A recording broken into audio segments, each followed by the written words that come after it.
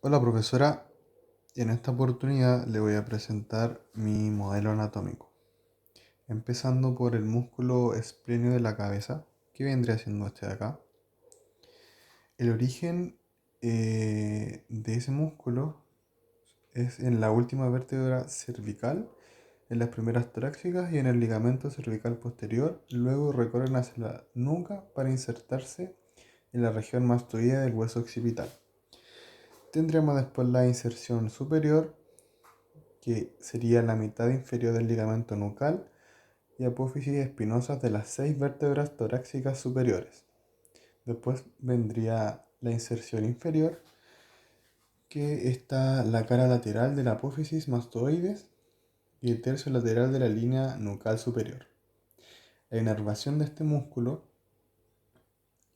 son los ramos posteriores de los nervios espinales cervicales medios. Y la acción es que flexiona lateralmente y rota la cabeza y el cuello hacia el mismo lado.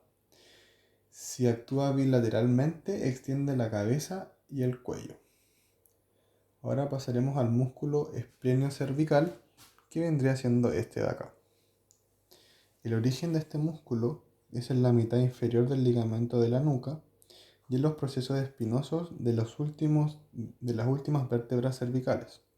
La inserción es desde las primeras dorsales al hueso occipital y a la apófisis mastoides del hueso temporal. La inervación es el segundo, tercero y cuarto nervios cervicales.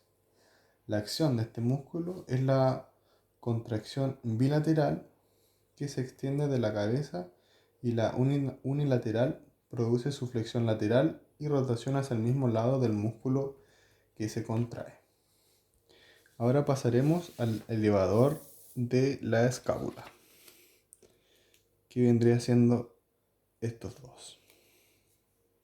Bueno, comenzando con el origen.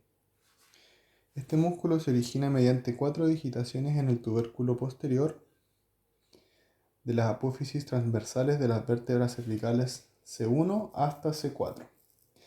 La inserción superior va de los tubérculos posteriores de las apófisis transversales de las vértebras C2 a C6.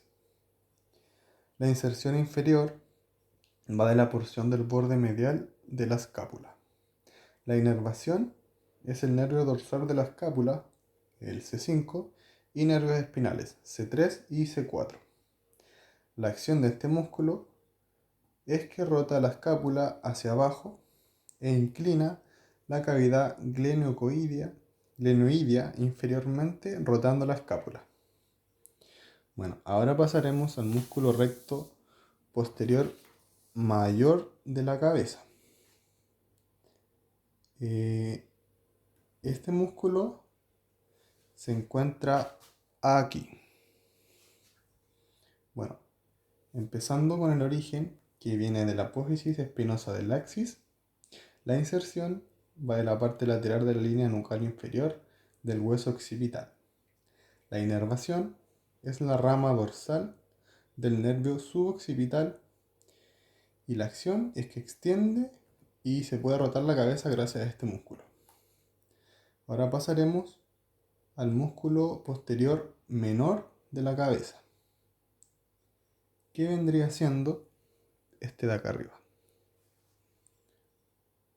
Bueno, su origen surge desde el estrecho tendón proveniente del tubérculo posterior del arco posterior del atlas. La inserción es la parte medial de la línea nucal inferior del hueso occipital.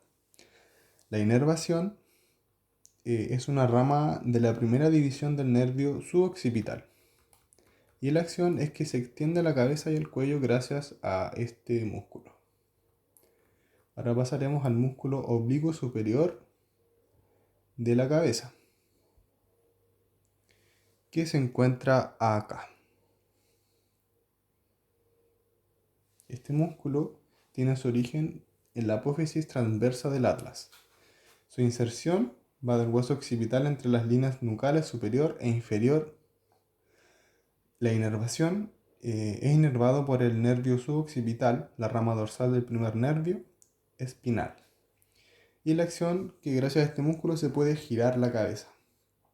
Y por último, tenemos el músculo oblicuo inferior de la cabeza,